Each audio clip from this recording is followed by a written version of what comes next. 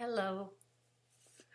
I was talking with a client this morning who asked, how is it helpful to see the way in which thought generates an experience? How really does that help us in our lives? And we talked about a metaphor that often occurs to me when I'm having an uncomfortable, even a really, really crappy experience. And that's the metaphor of being on a roller coaster headed downhill 200 miles an hour, safe in my seat. I use the same frame of safe in my seat for a similar analogy about movies. But in this case, you're on a roller coaster ride. If you're like me, you don't like roller coaster rides to begin with. You did not sign up for it. This is not your idea of a good time. And you're in the really scary part of the ride. And you're not having fun. But do you rip off your seatbelt and jump off the roller coaster? No, that doesn't make any sense.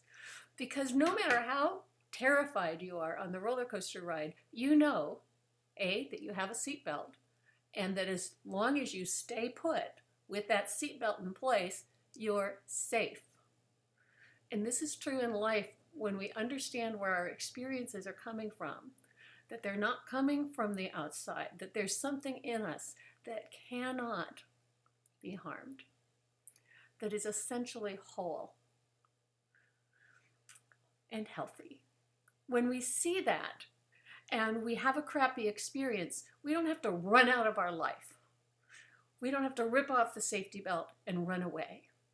Running away in its most extreme form looks like suicide. Another extreme form that I've practiced in my life is addiction. In milder forms, it's disappearing into any obsessive or compulsive activity, any way of escaping from the moment. But when we really see that our experience is momentary, that it's coming from thought, that it can't harm our essential selves, we tend to settle down.